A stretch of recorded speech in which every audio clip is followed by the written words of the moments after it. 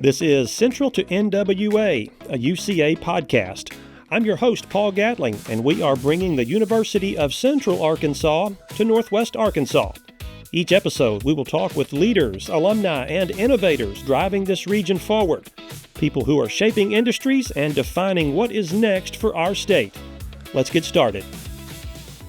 Welcome back to Central to NWA, a UCA podcast. I'm your host, Paul Gatling. So glad you are with us today again for episode number 9. And our guest today is someone that I'm lucky to call a friend. I call her a friend. I don't know if she calls me a friend, right? Yes, of course. She is also a trusted partner to the University of Central Arkansas through her belonging. She's a founding member of our UCA Northwest Arkansas Advisory Council. And her career has taken her to Washington, D.C. and to statewide nonprofits, and now working for one of the most high-profile and beloved institutions here in this place we call Northwest Arkansas. So happy to have with me Jennifer Martinez Belt. She is UCA class of 1999. Oh, you said the year. I know. Chief Philanthropy Officer at the Scott Family Amazeum in Bentonville. Jennifer, welcome to the podcast. Thank you. And congratulations, Paul, on being named one of the top podcasts in Northwest Arkansas. Yeah.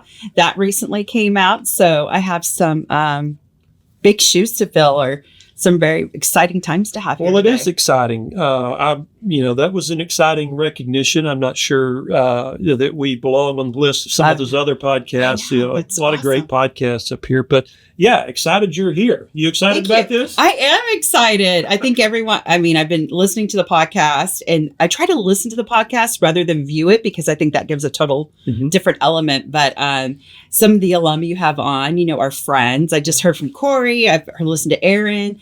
I've listened to quite a few that I didn't realize were alum. Right. And then I keep thinking, you need to have this person on because they have such a prominent career and give so much to the region. So thank you for having me on. Exciting to be here. Yeah, good point that you mentioned about not realizing we have a little over 4,000 UCA alums in the two-county area. It's so wonderful. And, now with, not just being a UCA ambassador on campus back almost 30 years ago, but now being up here in Northwest Arkansas and kind of reconnecting with people. The stories are fun.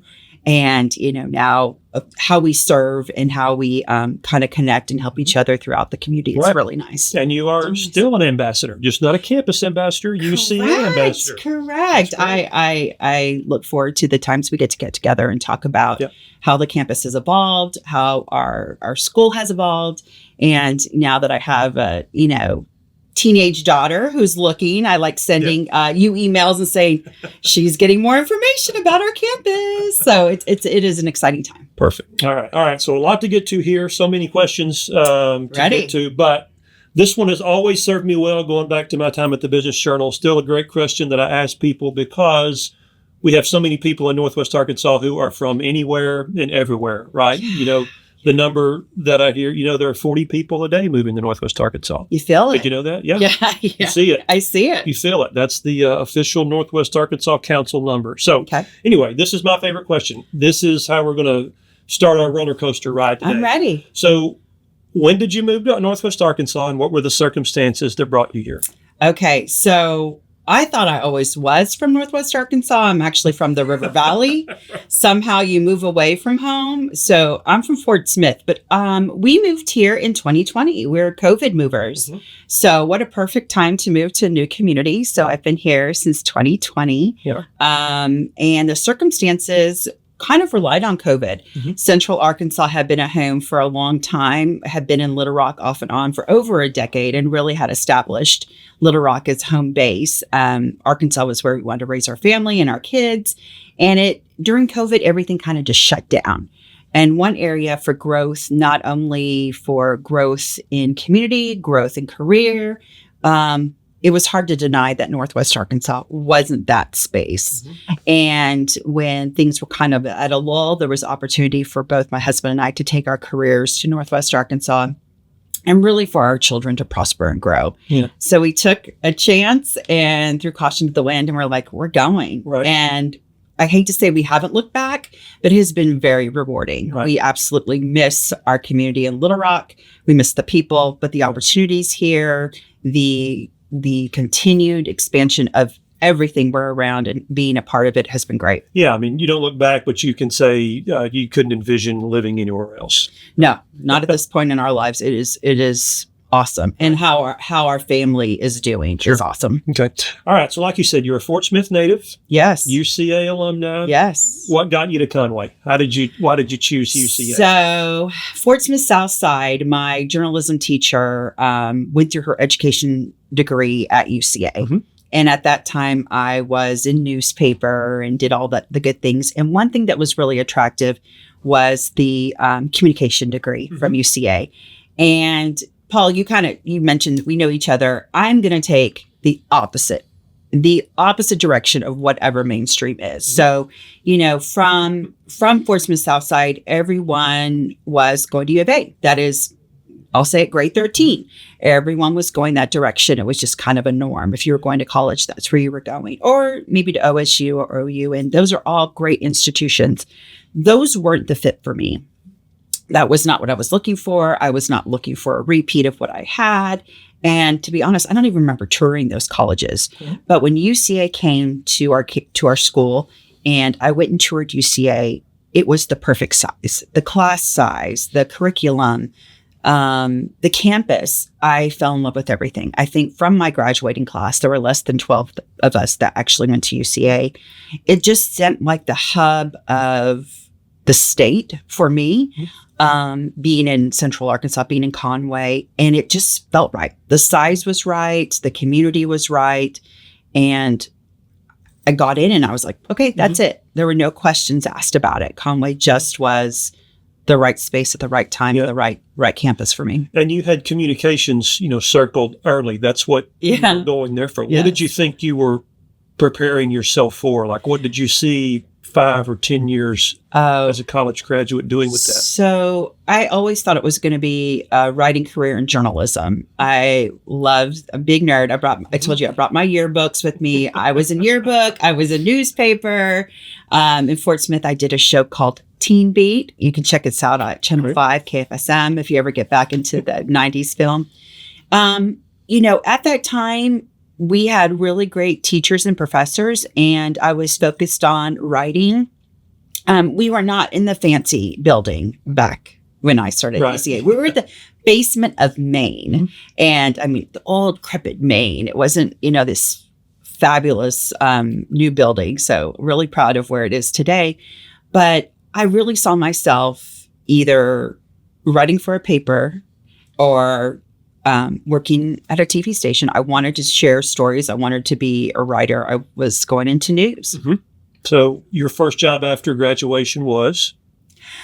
Not news. It was going to work in Washington, D.C. Uh-huh, yeah. I took my communications degree and I ended up doing press secretary work, deputy press secretary work in Washington. Yeah. So you've touched, your careers, you've started with politics and then, food insecurity, historic preservation, arts and culture, and now children's education. What would you say ties all of those chapters together? Well, you're a fellow Rotarian, so you get that it's all about service above self. I think I got to see at a really early age. Who at 23 moves to Washington, D.C. and gets to staff, members of Congress, much less having opportunities to work under a White House administration. These were really great, big opportunities for me. And I got to see legislation and how things are processed in our country. And I realized how long it actually took to make things work. I came home and I actually got to see, I think moving away from the state, I actually got to see a more beloved area and love Arkansas even more deeper. What I ended up doing as a career was really serving back and volunteering. The whole word of philanthropy is, loving mankind. Mm-hmm. And that was a different way of service for me. So if I couldn't make it work in the storytelling era of writing about the news, I was going to storytell about how we make our community stronger and better. And that's what I've been doing for the last 2 decades. Yeah. Okay. Well, that Washington, D.C. is not an insignificant chapter in anyone's career. So it was great. Let's talk about that. You spent time in the U.S. House, the Senate, the White House. Yeah. How did you make that connection? Hit all three. How did you arrive in Washington, D.C.? So it all started with a trip to Kroger. This man was staying at Conway Kroger, this gentleman with kind of an off-beaten tie. And I've told him this story, so he remembers it. And wanted to know what I thought about the price as a college student at UCA, about the price of my prescription drugs. I'm like, what a weirdo. Who is this old dude asking me about the price of my prescription drugs? It was Congressman Vic Snyder. And I went in after UCA, the great Ernie Dumas, which I hope we get to talk a little bit about, had an opportunity to go and work. And I had my college degree. I finished, in 99, and I got the opportunity to intern for Vic Snyder. And at that time, I remember moving to Washington to do this internship after graduation, and I wanted maybe to be a political writer. And it was more about, what are you? What are your issues? And I remember calling my parents like, what am I? What are my issues? Because I wasn't raised in a hugely political home. It was time, talent, treasure. You give to what, to help people. And I kind of navigated my way. An opportunity came open in Congressman Marion Barry's office of Arkansas, which really represents the Delta. I got to be part of that beloved office, work there. An opportunity at the end of the Clinton administration came open. And again, it was Arkansas's time to shine. Yep. I mean, at that time, the state looked a lot different. Our politics looked a lot different. And Arkansas really did have a different hold in Washington. So I was able to work at the end of the Clinton administration. And then after that, the election didn't go in that direction for Cora. Bush won. So I remember saying, I'm not done yet. And I went to Senator Lincoln's office, to his chief of staff, and said, look, I really want to write. And I became her deputy press secretary. There was a position there for me. And I stayed there for another year. What surprised you about that world, coming from Arkansas, born and raised? What surprised you about, the Beltway once you were up there, living in it, working in it, that sort of thing? It's run by a lot of young kids. A lot of young people are helping write the agenda for our country and briefing these elected officials. I was very fortunate to be part of work for really smart, elected officials. But at the same time, we got to be a part of their story. So I was introduced to so much and in such a short time. And the pace, I loved that campaign pace. I love, everyone in current current jobs now, it's more of slow down, you're going too fast. Well, that's the only pace I know because of the urgency of the work I've had to do in the past. But the most surprising thing is how young everyone is on the Hill. Yeah. And if you want to get things done, how the sausage is made, how you have to make things work and who you have to help navigate.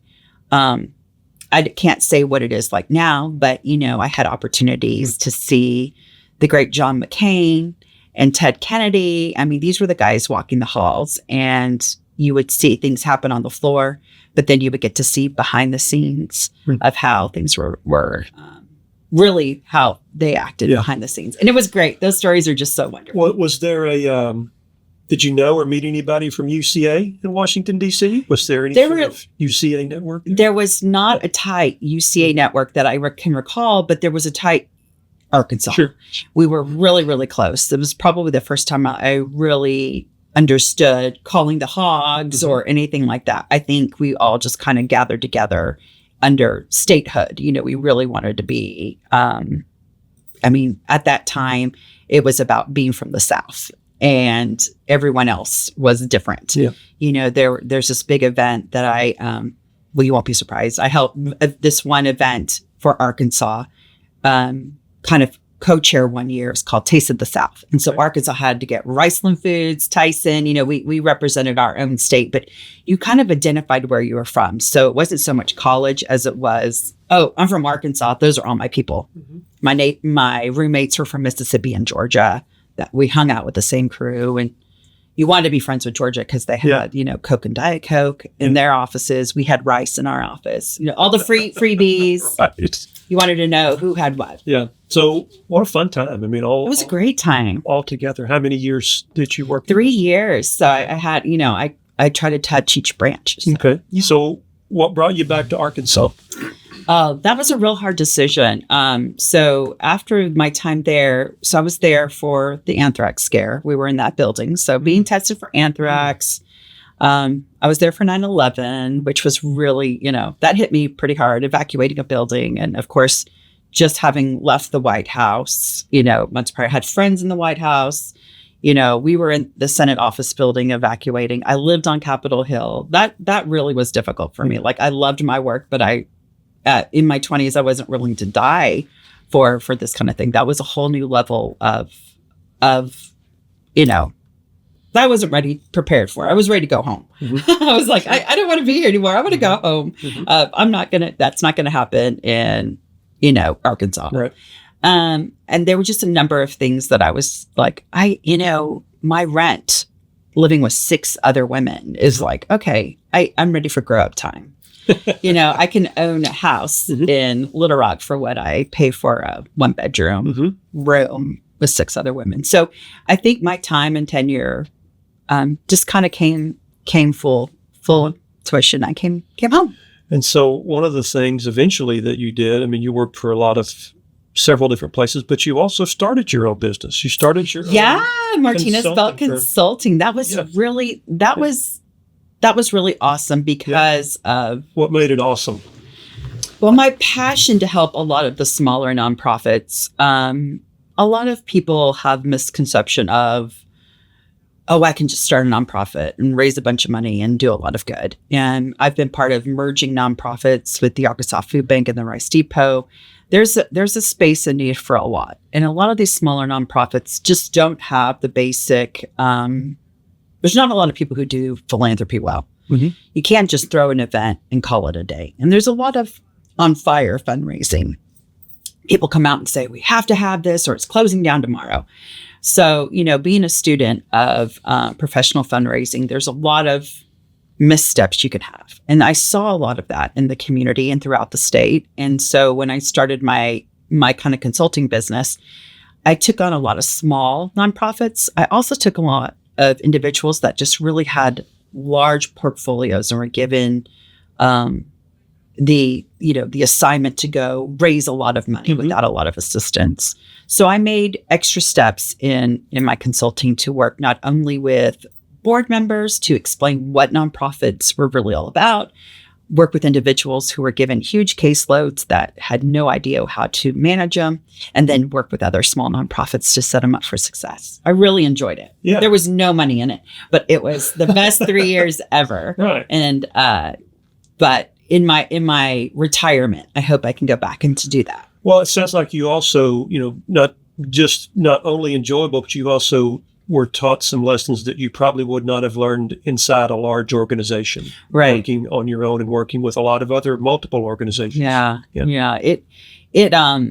It's definitely not one of those things that'll make you hugely successful, but it's definitely one of those things that are major fulfilling. Right. And having a certain skill set, you want to be able to share that with others. And during that period of my life, I was able to do that. Yeah. Okay. You mentioned the Arkansas Food Bank. You worked with them. You worked with the Peel Compton Foundation here in Bentonville. They got me up here too. That's right. Give me a big project and what I do. You'll see throughout my career that most of the nonprofits that I've taken on have been working towards something bigger, have been working towards a new alignment or a new phase. Mm-hmm. So with the food bank, they were coming on, they had just received Don W. Reynolds money, and they were going from a small nonprofit to a big nonprofit.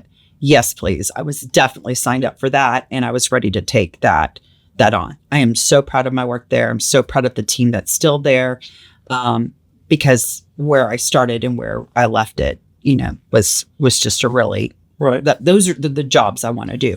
Same with Peel Compton. We got to put a new mission statement together. We got to launch the amenities at Kohler. We got to open Osage. I mean, who gets to do those kinds of things? So when that opportunity came, and serving the community especially for Northwest Arkansas and making lives better. I was on board. Yeah.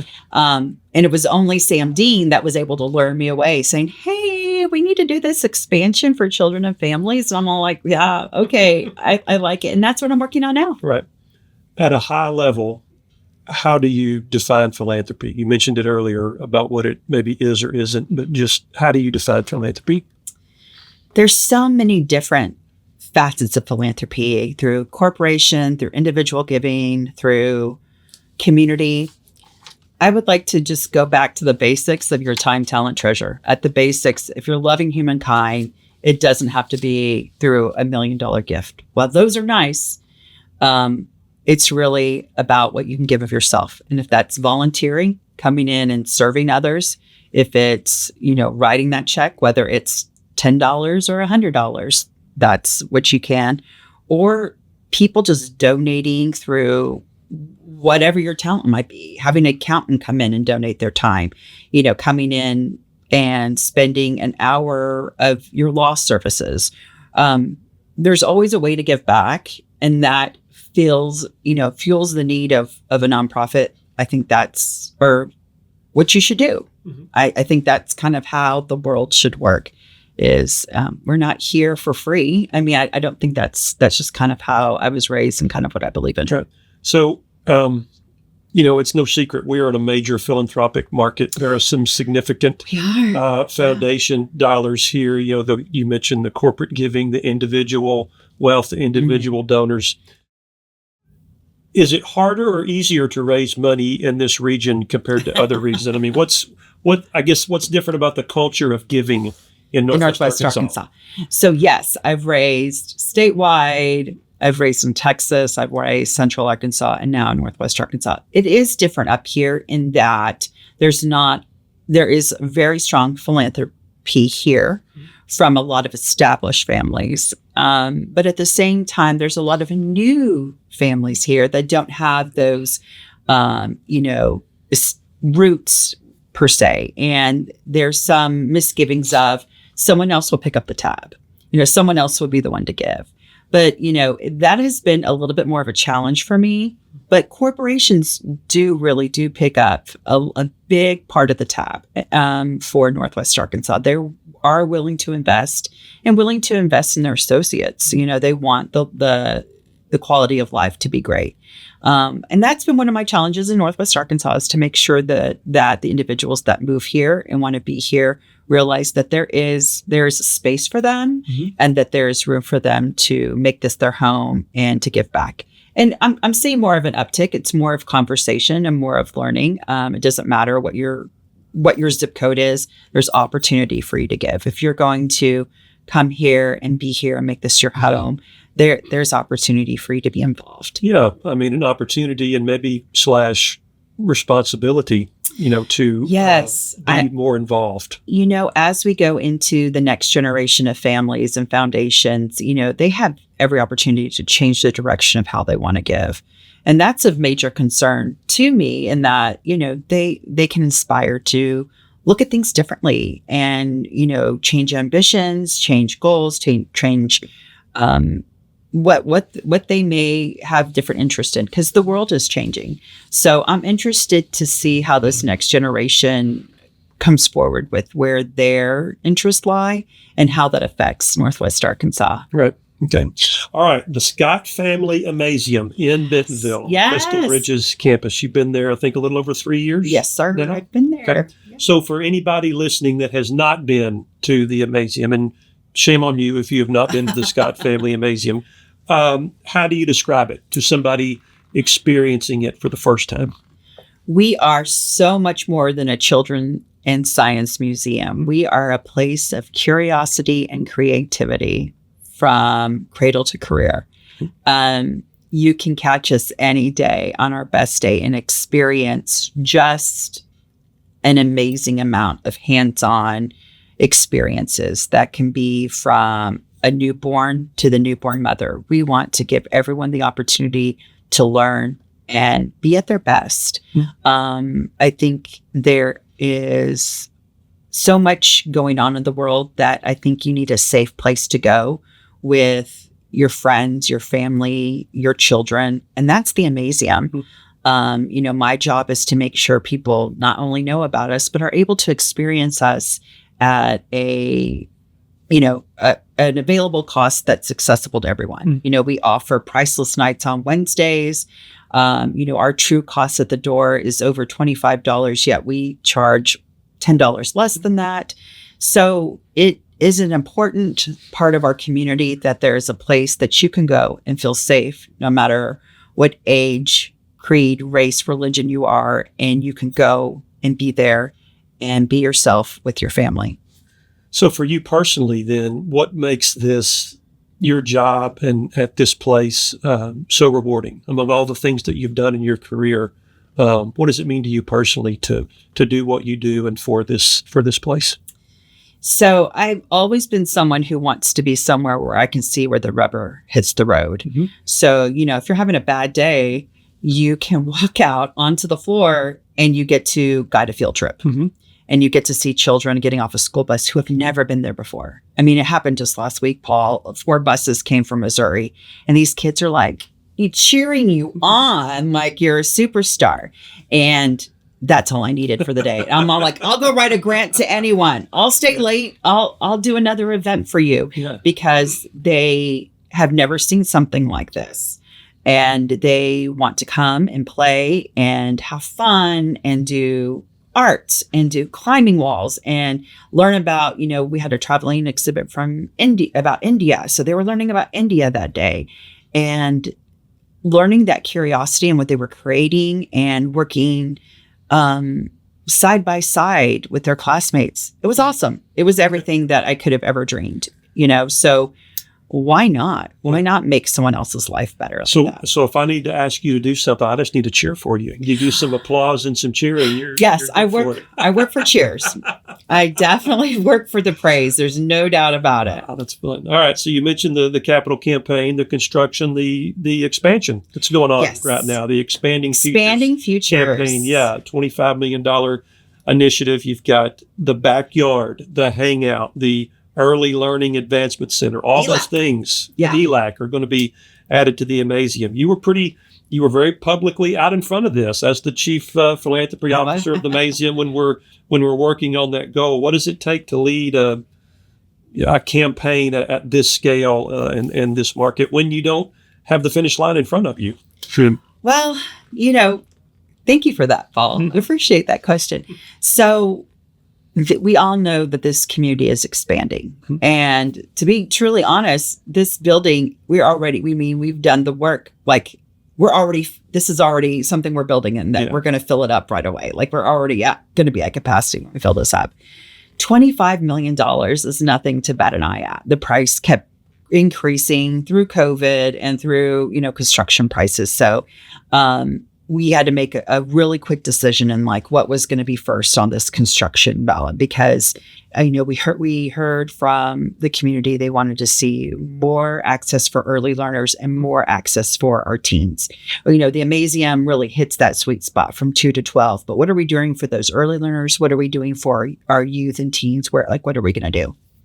So we decided to focus on a building that really celebrates those early learners and those caregivers. Everyone that starts out needs the ability, especially in Arkansas. We have some serious learning issues in terms of before they get to kindergarten, before they even get to pre-K. What are we doing? How are we addressing that problem? And that's where the Amazeum comes in. It's so much more than a museum. Sam Dean, our CEO, likes to say we're a movement, but we're a movement in that we're providing some of the best programming nationally, not just regionally, nationally. We're national leaders and part of a learning ecosystem that allows us to celebrate not just early learners, but their caregivers as first teachers. We have to empower them to know, these are signs that maybe there's a problem. And this will avoid our kids from having to be in therapy in grade 3 or grade 4. So Amazeum is doing some really, really cool work, and the building will be part of that. So the Early Learning Advancement Center will not just be a place for you to come and play, but playful learning with your youngest under 6. The Hangout is a really great nod to our community.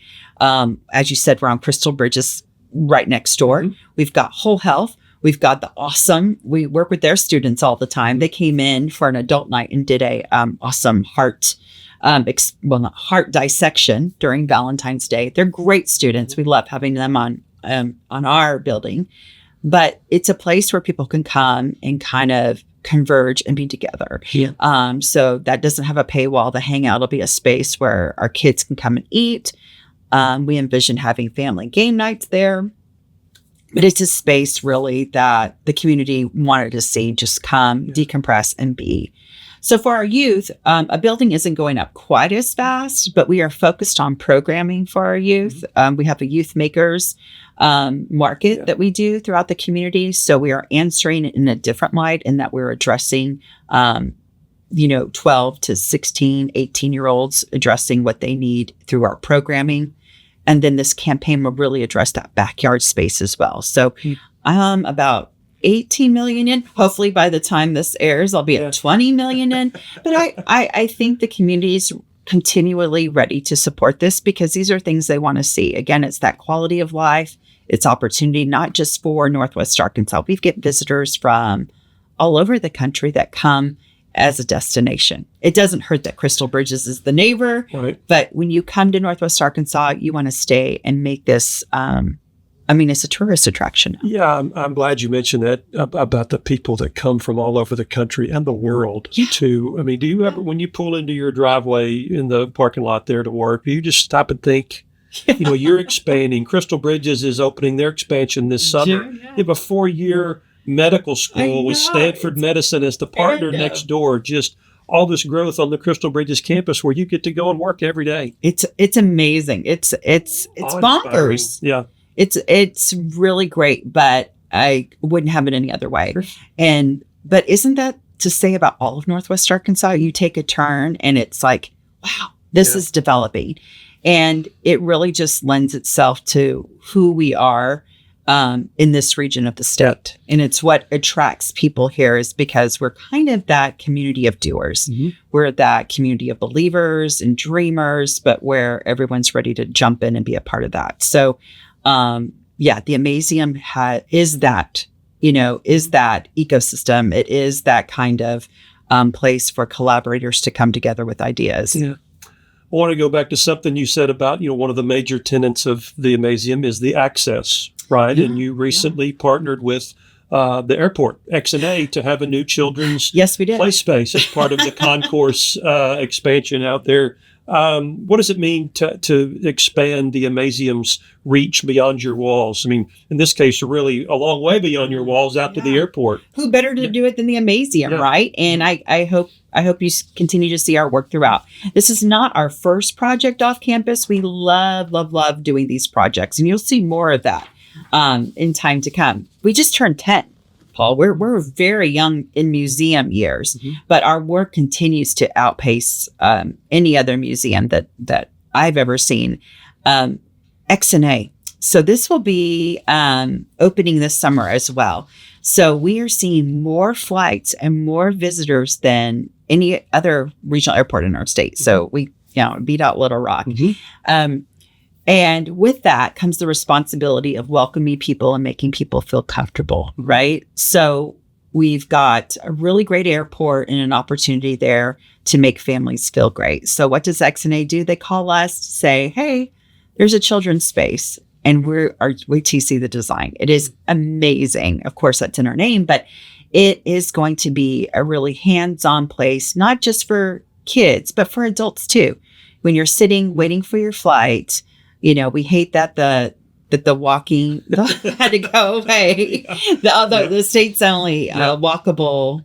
Yeah, the moving walkway. Yes, had to depart, but you might see some of those parts in some of the things we're doing. But it'll be a great place for kids to explore while they're waiting on a flight. They'll be learning what a flight is. They'll be actually doing some hands-on opportunities there. So. It launches this summer. We are ready to be a partner and to make sure that whoever's coming or going into this region knows a little bit about the discovery of flight. Any fears that they have will be put aside, and that we're good partners in welcoming people to our community. Sure. All right. So speaking of the community, you and your husband, Scott, you're raising 2 teenagers here in Bentonville. And yes, we are. And you're both leading, very, demanding professional lives, public facing lives. So how do you think about work-life balance in this season of your life here? I mean, it is a hot potato job, and that's kind of how Scott and I met, was through development, his love of building big buildings and my love of raising the money for it. So 2 kids.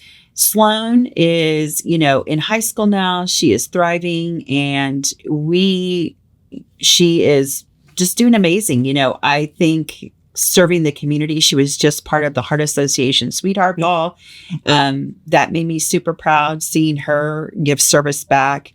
We're really happy with the school system here. We're really, that was one of the struggles I had, in other communities. But proud to balance work and life, because it needs to look a little bit like, I think in nonprofit, you're able to do both. Susan? I think that's why I chose this career. If I'm not able to be a mom at my job, I didn't know that I'd be able to be a parent. And it's a little bit different for my son. Thomas is on the autism spectrum. So I have to be much more hands-on with him. And my career, fortunately, does allow me to have a little bit more hands-on with him. So work-life balance, I don't know what that is. I don't think it exists. Yeah. I think some days I'm really awesome at being a mom, and I think some days I'm really awesome at being in the office. And I think I choose what days to be champion at some, but as you said, I like to cheerlead through it all. And some days I'm going to miss, and some days I'm going to score. So as a champion and a cheerleader, what kind of example do you hope your kids see through your work with the Amazeum? I hope that they're kind to others. I hope that they're kind to each other. I want them to really step up. I want them to step up for people that don't have a voice. And obviously, Thomas has a different situation. Mm-hmm. But I hope they advocate for others.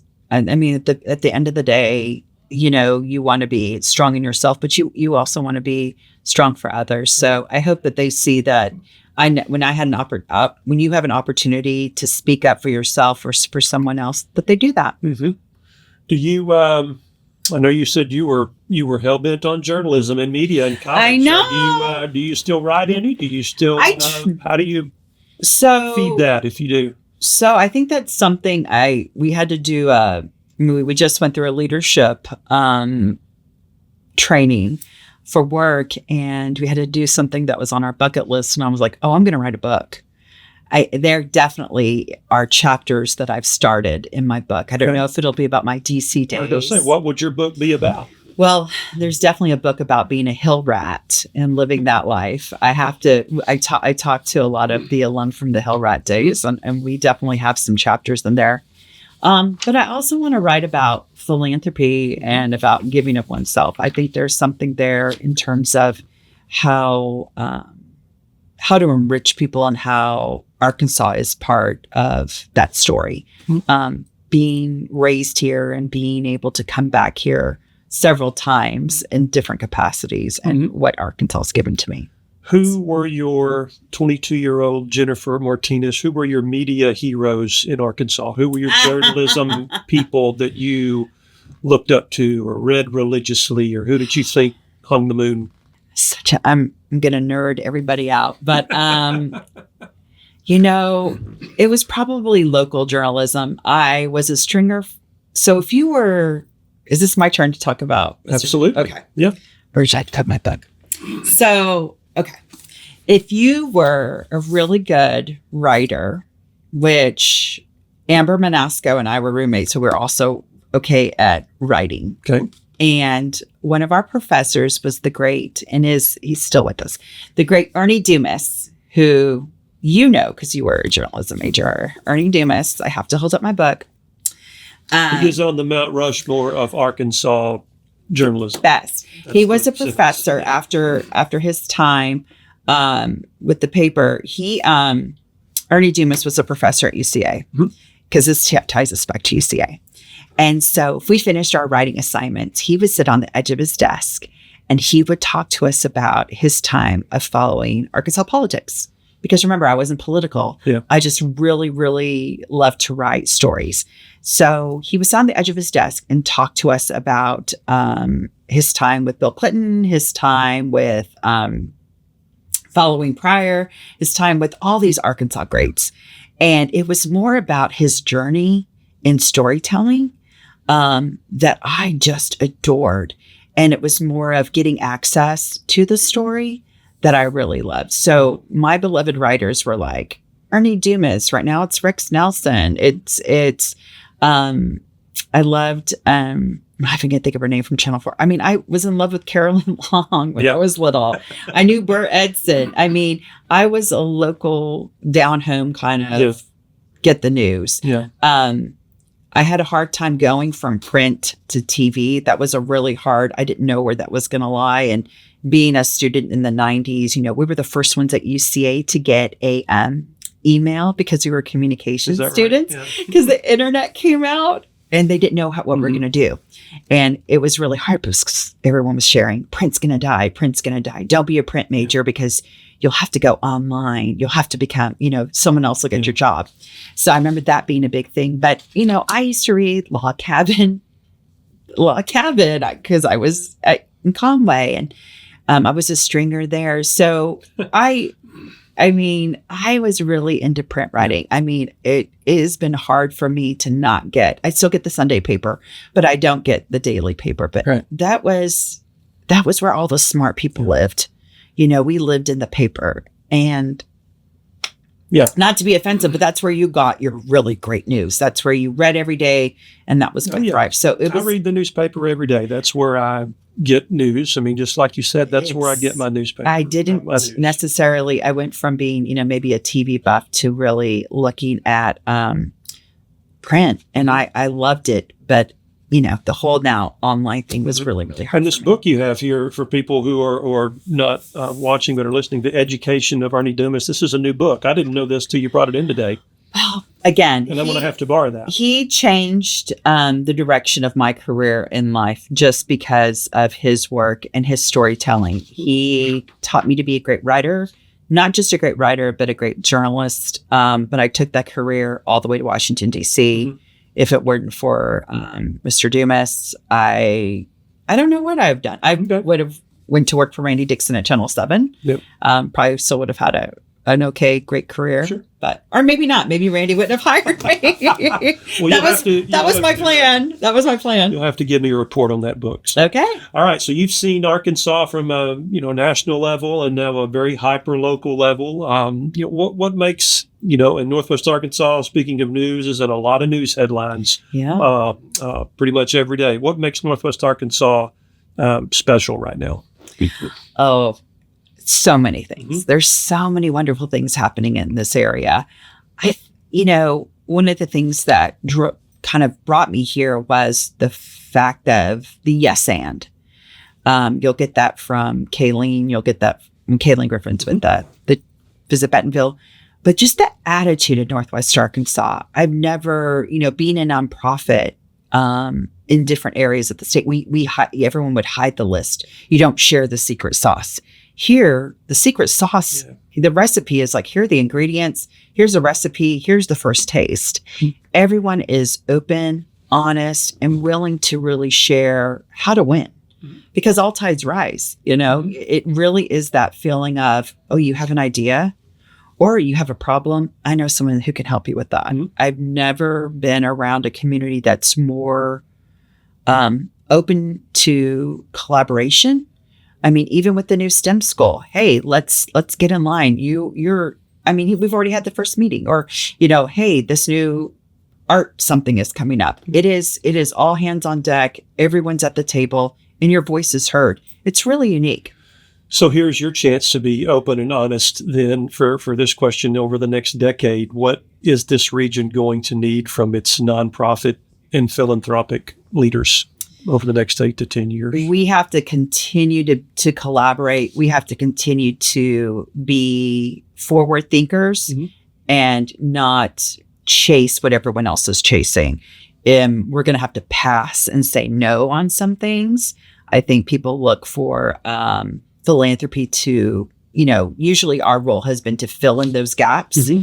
But I think in the direction that Northwest Arkansas is going, those gaps are going to need to be left emptied. And we're going to have to be looking towards new futures like AI. Mm-hmm. We need to be able to move at the pace that our industry and that our community needs us to move, and not a local standard, because we're not the standard. Yeah. We are exceptional.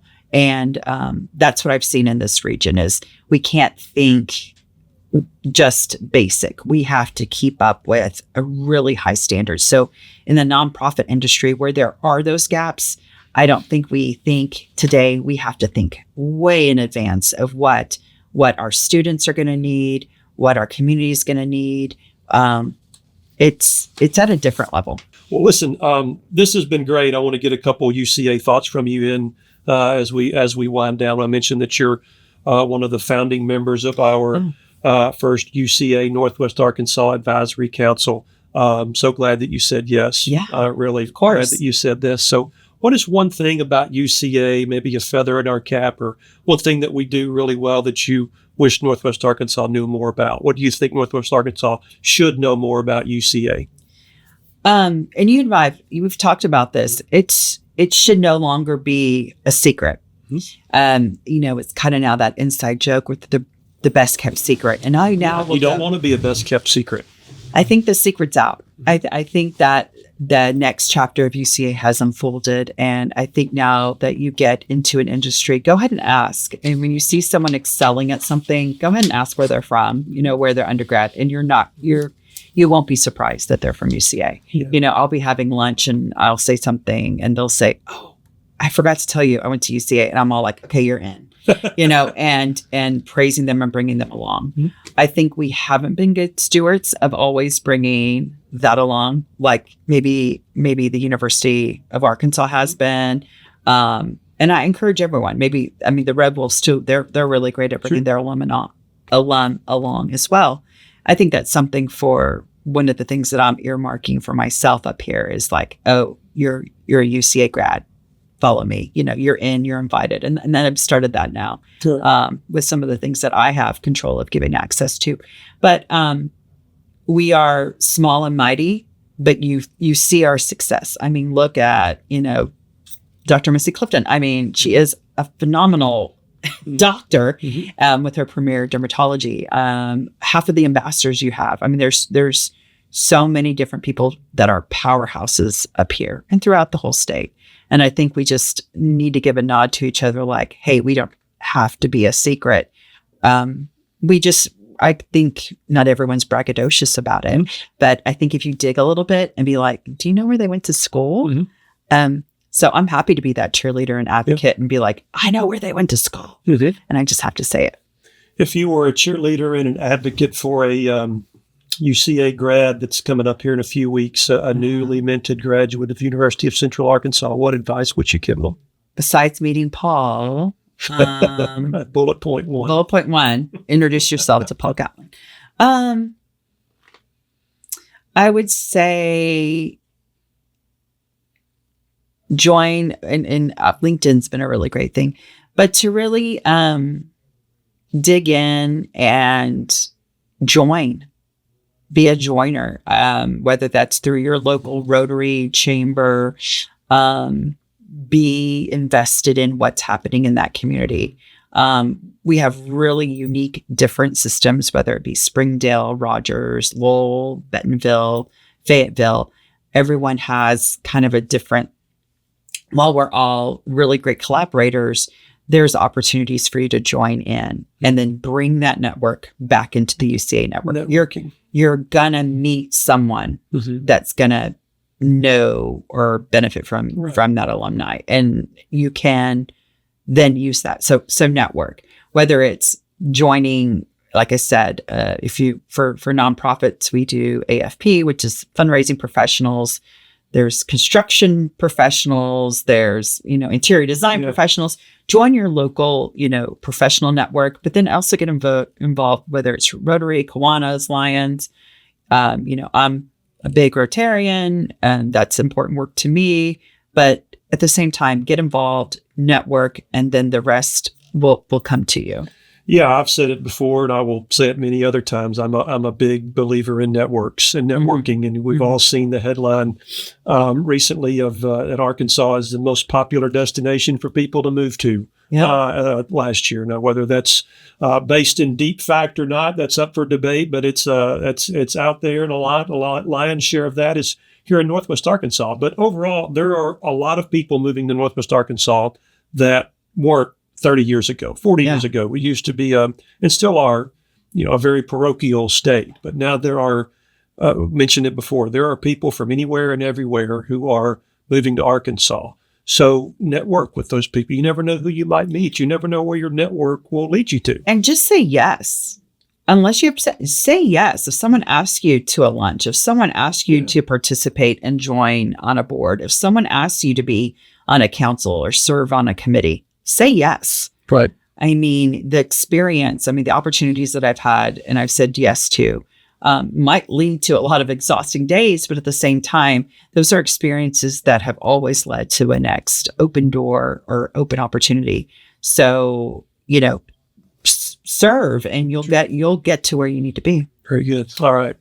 Jennifer, this has been as fun as I thought it would be. Oh, really, good. I enjoy it. Is there anything that you would you'd like people to know about the Amazeum or how to support the work that you're doing before we go? The Amazeum will be hosting our one annual event that we have all year, the Ungala, April the 17th. It is for adults only. Yeah, a lot of fun. So 21 and over, correct? Yeah, you've attended. Mm-hmm. It's a really great time for you to just, kick off the fancy suit, come as you are, and play. Adults get to be themselves, and they get to be a little curious and wander around. We'll have different activations. We'll have a lot of great food, a lot of great fun. And so I encourage everyone to check out amazeum.org and come and check us out. Perfect. Yeah. All right. Jennifer Martinez Belt, University of Central Arkansas, class of 1999. The Chief Philanthropy Officer at the Scott Family Amazeum in Bentonville, and a proud member of the Northwest Arkansas Advisory Council. I am. For alma mater UCA. So thanks for your friendship and for your leadership, and really, for me personally, really appreciate you being here. Sure. Thanks very much. All right. And my continued appreciation to all of you who tune in and watch us here on Central to NWA, a UCA podcast. Until next time, go Bears. That's it for this episode of Central to NWA, a UCA podcast. I'm Paul Gatling, Senior Director of Northwest Arkansas Engagement for the University of Central Arkansas. Be sure to subscribe to the show and follow UCA on all the appropriate social media. I'll see you next time on Central to NWA.